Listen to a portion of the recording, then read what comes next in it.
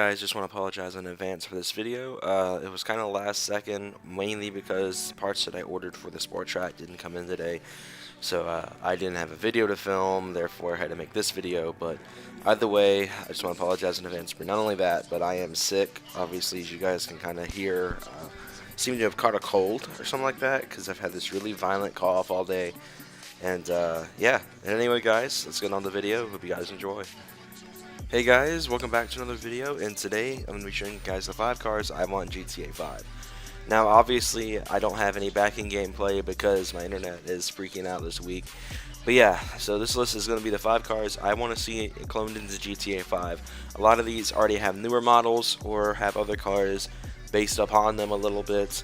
But yeah, these are the cars that I want to see cloned into GTA 5, and I'll have some honorable mentions as well. But anyway, let's get started. So number 5 is the Mustang Mach 1. Now for those of you who have known me for a long time know that the 99 to 04 generation Ford Mustang is probably one of my favorite cars to have ever existed.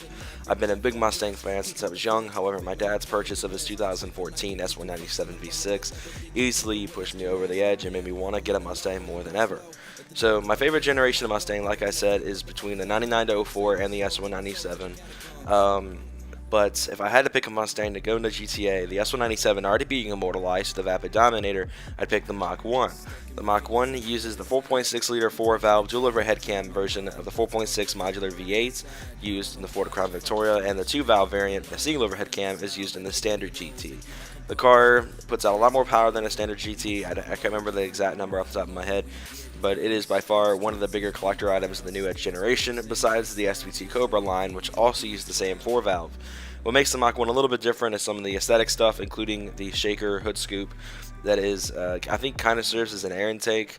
I'm not entirely sure how that works because I don't know a lot about shaker scoops. I just know they exist. But anyway, that's my number 5 car, is the Mustang Mach 1. Let's move on to number 4. Number 4 is the Infiniti G35 and G37. Now, you're probably saying I'm pretty biased for this choice, as I do have a friend that I film a lot of videos with that has one. He's some weird kid, I always forget his name, but he has a G35 coupe. But the reason I put the G's on here is because there really isn't a lot of Infiniti based cars in the game. The only one that is in the game is the FX35, which uses the same motor as the G35, but it's not a G35, it's an SUV. Basically, the reason I chose these 2 cars is because I have always had a bit of a fondness for these cars since I was younger. One of my dad's old friends has a G35, and it's a pretty nice little car. Of course, that weird kid I know has one. I always forget his name, like I said. But the reason I choose the G's, like I said, is just I have a lot of fond memories of the car. They use the same motors, the 350Z and 370Z respectively.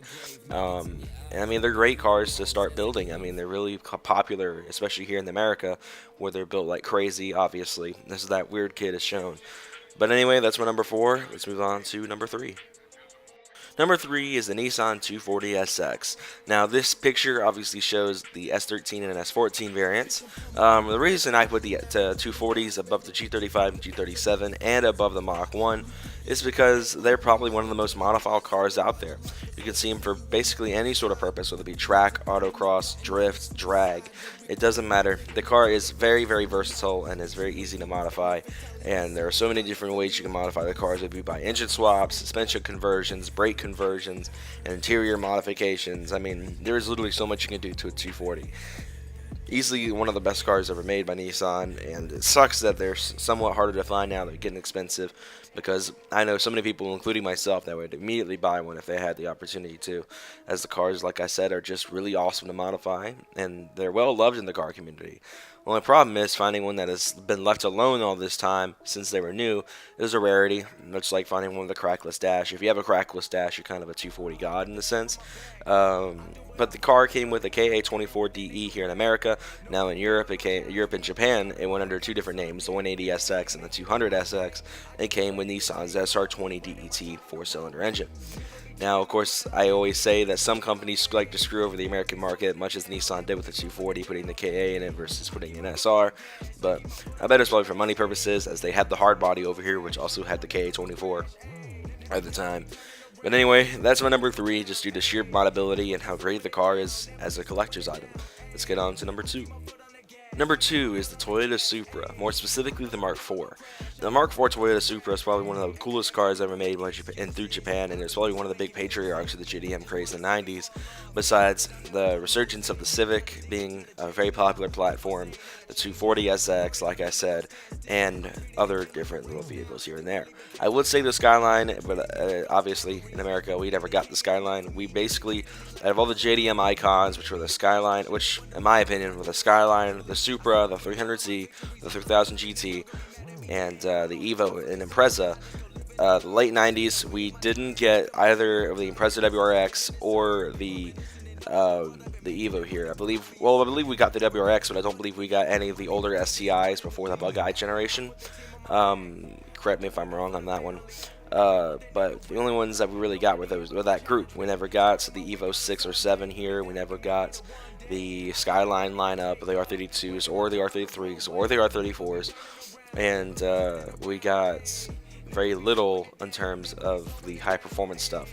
The Supra, however, is one of the big ones, as it came with a TJZ inline 6-cylinder. It was a very powerful motor for its time, and it still is today. People use them. They're very, very, very easy to adapt to any sort of terrain or usage. Many cars actually came out after the Supra that had the 2J, which included the Lexus IS300 and GS300, the Lexus SC300, otherwise known as the Soarer in Japan.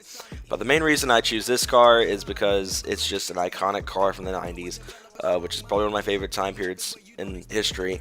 And the car actually has a kind of a basis already in GTA 5. The Karen Sultan, which is based off a mixture of the Subaru WRX and the Lexus IS300, has its engine modeled and has the sound effects similar to a stock 2JZ without turbos. So obviously we could get the NA version of the Supra made using the same kind of equipment and processes and sounds and whatever of the Karen Sultan. So anyway, that's my number 2. Let's go ahead and move on to some honorable mentions before moving to number 1. So our first honorable mention is the Nissan 370Z. Now, obviously, I'm putting this as an honorable mention because I mentioned the G35 and G37 earlier.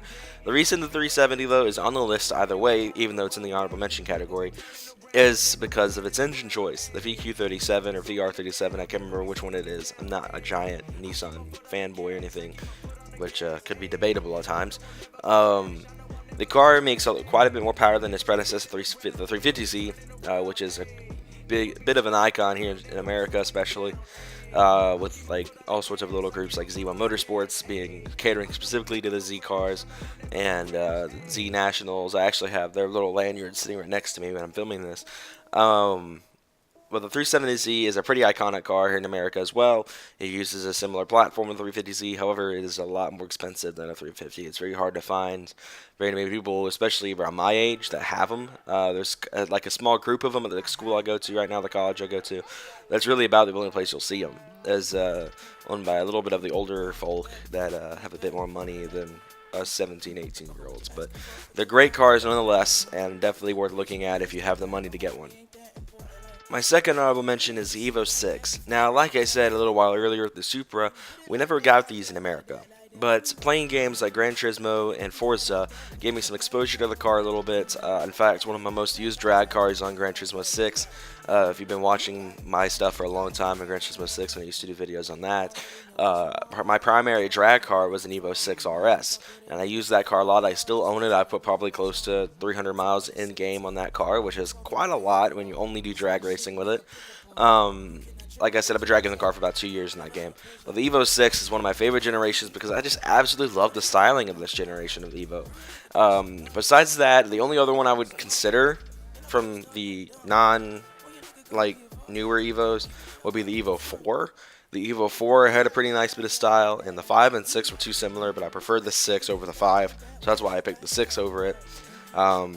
The original 3 Evos were kind of nice, but I prefer the 4, 5, and 6 over the first 3 because it just looks a little bit better to me, more angled, more kind of new millennium, I guess you could say. But that's my second honorable mention. I think it's time we move to number 1. And finally, number 1, the Pagani Zonda C12. Now, more specifically, I'm targeting the C12S with a 7.3 liter. This car is probably iconic because it started off as kind of just an out-of-the-ball company in the 90s through Mr. Horatio Pagani. The engines were sourced through Mercedes. They used a couple different V12 motors, but the one that most people know and most people remember is the 7.3 liter that was used in the C12S. Now, pictured, I believe, is a standard C12. I don't know if it's a C12S in the picture. They looked kind of similar. It's really hard to tell the difference besides the badge in the back. But the reason I choose this car is because it's just an absolute phenomenal piece of machine. The car's successor, the Juarez in the game, as the Osiris. It's a really interesting car, and I absolutely love this car. I've loved it since I was a kid. I kept telling myself one day I'd save up and buy one, but obviously I never knew this, but they aren't legal here, so that kind of crushed my dreams quite a lot. But like I said, the specific version I would want to put in the game is the C12S 7.3, as it is the fastest of the C12 generation before they moved to like the F and the R and all the other little names they gave them.